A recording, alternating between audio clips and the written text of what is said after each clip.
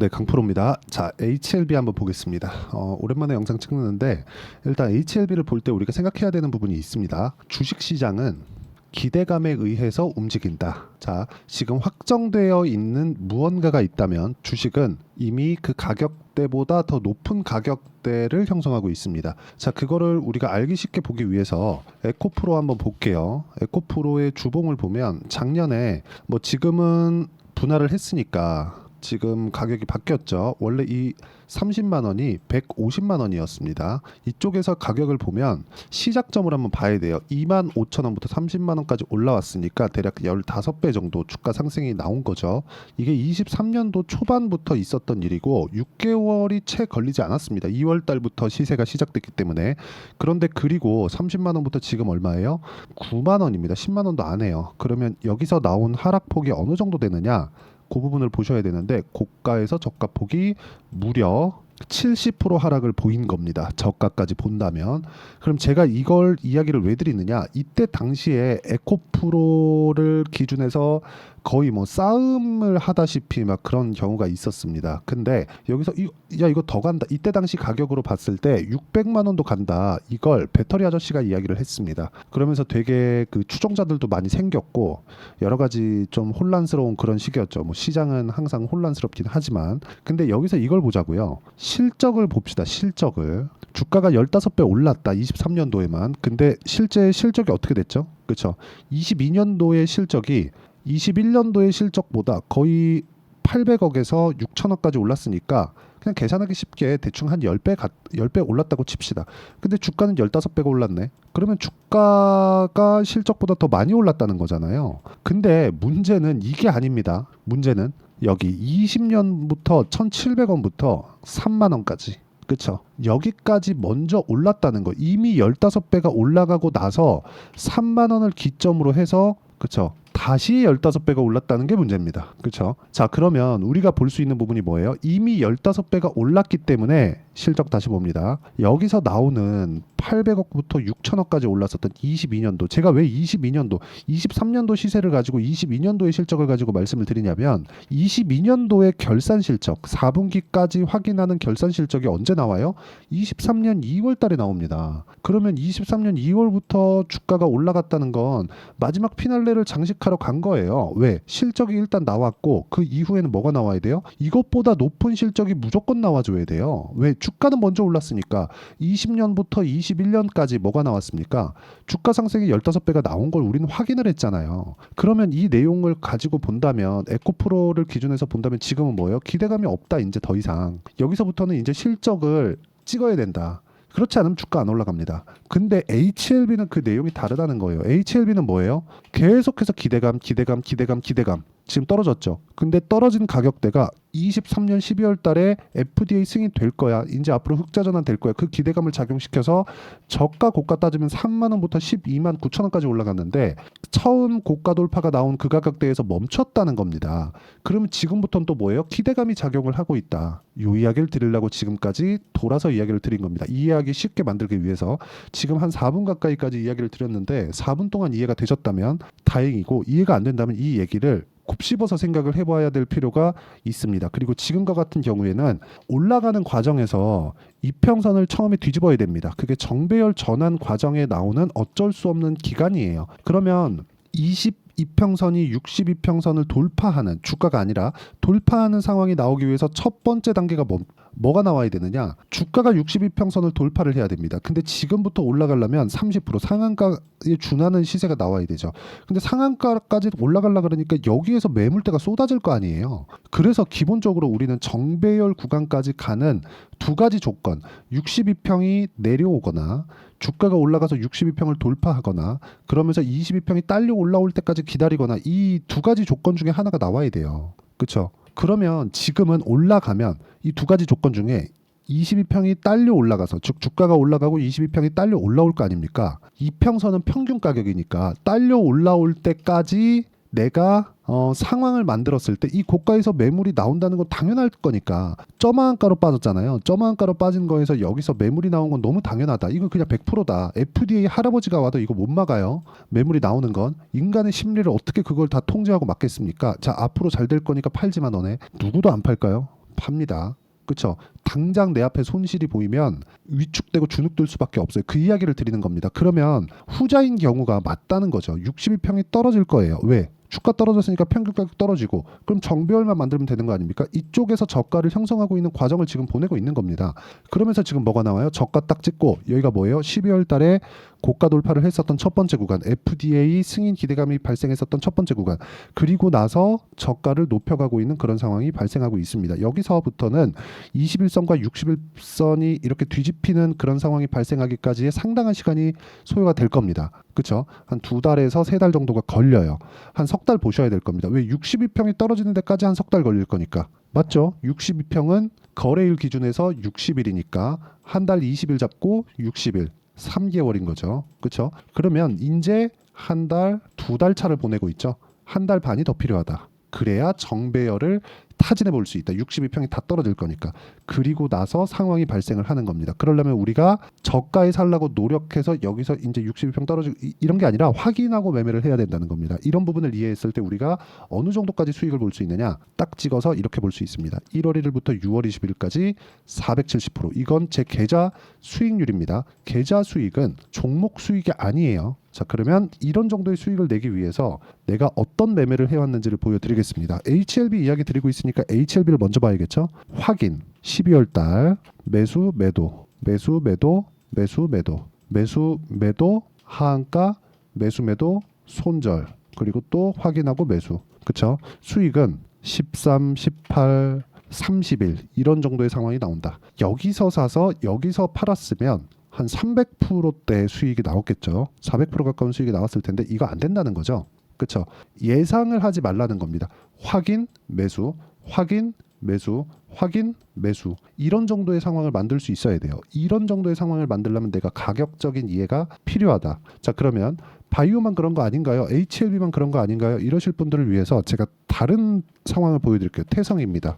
자, 내용 보시면 어때요? 확인, 매수. 그렇죠? 확인, 매수. 그랬을 때 몇 프로? 50% 수익. 2주 안 걸리죠. 그렇죠? 이 내용에 대한 부분을 제가 여기 소통방에서 공유를 하고 있습니다. 자, 실제 6월 21일도 보면 재룡산업, 덕산테코피아, 재룡전기 이렇게 진행이 됐고 시간 관계상 재룡산업만 딱 보면 어때요? 매수 매도 30%, 확인 매수, 그리고 다시 확인 매수 27% 장중 상한가 보유하고 있습니다. 이 내용에 대한 부분은 가격 전략으로 이해가 가능하다. 가격에 대한 이해가 되어야 된다는 거고 그 부분을 제가 소통방에서 무료로 공유하고 있으니까 구독과 좋아요 눌러주시고요. 상단에 있는 전화번호로 구독 또는 소통이라고 문자 보내주시면 소통방 입장 링크를 순차적으로 공유를 해드리도록 하겠습니다. 자, 어떤 식으로 봐야 되는지 그 내용에 대해서 제가 이야기를 드린 거고 이 내용에 맞춰서 확인이 핵심이에요. 어떤 종목이든 확인하는 게 가장 중요하다고 이야기를 드리는 거고 이 내용에 맞춰서 우리가 HLB를 보면 명확하게 볼 수 있는 내용이 하나 있습니다. 매수, 매도, 확인, 매수, 매도, 확인, 매수, 매도, 확인, 매수, 매도, 확인. 그쵸? 떨어지고 이제 하한가를 갔으니까 또 매수 풀리니까. 그쵸? 그랬을 때 확인을 여기는 안 한 거죠. 반등 확인을. 그러니까 어떻게 나와요? 3% 손절. 그쵸? 확인이 이렇게 중요합니다. 그리고 이런 내용이 다 이해가 된다면 예를 들어서 우양입니다. 보세요. 확인 매수, 매도 41%. 냉동김밥이 잘 팔린대요. 그쵸? 그러면 이게 뭐예요? 확인 매수. 냉동김밥이 잘 팔려서 결과적으로 가는 거 뭐죠? 실적이 좋아지겠네. 근데 지금 실적이 좋아지나요? 아니요. 그쵸? 기대감에 의해서 주가는 올라간다. 그러면 HLB를 봤을 때 지금은 어떤 위치에 있다? 다시 기대감이 작용하는 가격대까지 내려왔다. 여기는 뭐예요? 무조건 해야 되는 것. 그쵸? 무조건 해야 되는. FDA 통과도 무조건 해야 되고 실적도 무조건 좋아져야 돼요. 이제는 주가 올랐잖아요. 그렇죠? 적자 기업이 시가총액이 막 13조, 14조, 15조씩 간다? 15조입니다. 15조. 여기는 미국이 아니에요. 한국입니다. 한국 주식시장에서 10조가 넘어간다? 그러면 5년 전만 해도 대형주예요. 뭐 지금도 작은 종목이라고 볼 수 없습니다. 근데 적자예요? 왜? 앞으로 잘 될 거니까. 근데 주가 빠졌죠. 그렇죠? FDA 실패 나오니까 지금 잘 될 것에 대한 내용이 깨진 거잖아요. 올라갔으면 지금 잘 돼야 되는데 근데 지금은 뭐예요? 앞으로 잘 될 것이라는 기대감을 가질 수 있는 가격대까지 내려왔다. 과거에 그냥 다 나와 있는 거잖아요. 여기서부터 차트 적용이 필요한 겁니다. 그리고 그런 부분을 제가 여기 소통방에서 다 공유를 드리고 있으니까 구독과 좋아요 눌러주시고 상단에 있는 전화번호로 구독 또는 소통이라고 문자 보내주시면 소통방 입장 링크를 순차적으로 공유를 해드리도록 하겠습니다. 그리고 어떤 관점에 의해서 보는지 기간을 보세요. 확인 매수 2주 안에, 확인 매수 2주 안에, 확인 매수 2주 안에, 이런 정도의 상황을 꾸준히 만들려면 단기 보유 전략, 제가 만든 단기 보유 전략에 대한 부분을 여기 공부를 많이 하셔야 됩니다. 최근에 HLB는 제가 다시 매수해서 보유하고 있습니다. 지금 확인하고 매수를 했기 때문에 뭐 언제까지 보유할지 모르겠어요. 근데 이런 부분도 2주 안에 수익 전환이 돼야 된다는 점, 2주 안에 수익 전환이 안 되면 심리가 무너져서 어렵습니다. 그래서 어떤 식으로 끌고 가야 되는지 그 내용에 대한 부분이고, 그리고 단기 보유 전략을 활용해서 HLB의 실시간 타점을 제가 문자로 공유를 해드리도록 할 테니까 상단에 있는 전화번호로 HLB라고 문자 보내주시면 단기 보유 전략과 실시간 타점을 문자로 공유를 해드리도록 하겠습니다. 자, 내용 정리하면 그래요. 주식은 확인하고 매수한다. 그런데 확인하고 매수하려면 가격이 비싸지기 때문에 그 비싸지는 구간에서 발생하는 변동성을 이길 수 있는 타점을 내가 이해를 해야 되고, 그러려면 가격에 대한 이해가 필요하다. 이런 부분을 어떤 식으로 판단하고 분류를 해야 될지 제가 최대한 이해하기 쉽게 말씀을 드리도록 할 테니까 영상 끝까지 시청하시고요. 모든 분들이 성공 투자하셨으면 참 좋겠습니다. 자, 24년도가 돼도 여전히 시장은 녹록지 못합니다. 이런 상황이 벌어지는 건 어쩔 수 없습니다. 이런 상황에서도 수익이 나는 종목들의 구조는 변하지 않습니다. 즉 대시세 종목에 대한 구조는 변하지 않는다는 거고, 실제 제가 소통방에서 지속적으로 이야기를 드리고 있는 내용도 대시세 종목이나 시장 주도주를 공략하는 건 철저하게 가격 분석을 하라고 이야기를 드리고, 가격 분석 이후에는 이슈에 대한 파악, 그리고 이슈를 파악하고 나서는 다시 내가 얼마에 매수할지 그 타점에 대한 부분을 지속적으로 언급을 하고 있습니다. 자, 근데 생각해 보세요. 시장이 굉장히 어려웠습니다. 어려운 상황에서의 어떤 종목들이 강했냐 보면 반도체와 그리고 바이오입니다. 자, 실제 여기 보면요. HLB에 제가 실제 매매한 내용을 띄워놓고 보여드리고 있는데 1월 22일부터 매매를 시작해서 4일 동안 31%의 수익 마감이 됐고요. 그리고 여전히 신고가 종목입니다. 자, 그리고 그 다음 어보브 반도체, 이름을 보시다시피 반도체 종목이죠. 그리고 AI 반도체는 지속적으로 강세를 보이고 있습니다. 이 종목도 신고가를 먼저 달성한 이후에 제가 21%의 단기간에 21%의 큰 수익을 내고 마감이 됐습니다. 다시 재공략을 준비하고 있고, 이런 부분은 소통방에서 다 공유를 해드립니다. 자, 그리고 코세스, 자, 코세스 같은 종목도 당연히 그쵸, 신고가 종목이고요. 그리고 반도체 종목입니다. 이 종목도 영업일 기준에서 이틀 동안 대략 한 15%의 수익 마감이 됐습니다.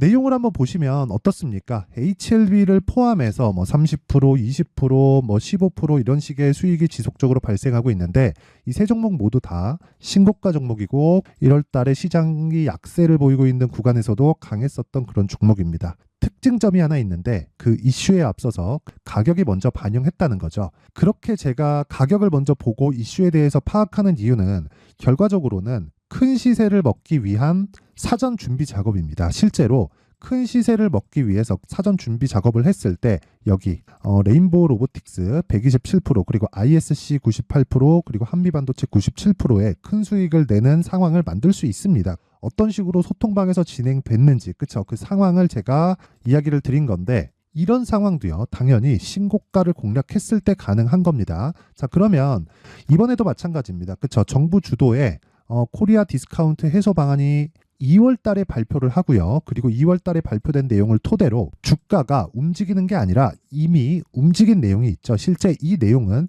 크게 중요한 게 아니라는 겁니다. 실제 움직인 내용을 보면, 자, 기아차입니다. 실제로 12월 달에 신고가를 만들어 놓고 정부에서 입김을 불어 넣으니까 순식간에 기아차를 포함해서 현대차 같은 거대 기업들의 주가가 2주도 채 되지 않아서 40% 정도의 큰 시세를 냅니다. 자, 그러면 우리는 어떤 종목을 봐야 될까요? 이슈를 파악해야 되는 것도 맞지만 철저하게 가격에 맞춰서 매매를 해야 되는 게 당연히 중요합니다. 정부가 주도하는 정책 방향이 있겠죠. 그 방향에 맞춰서 우리가 종목을 찾을 필요가 있다.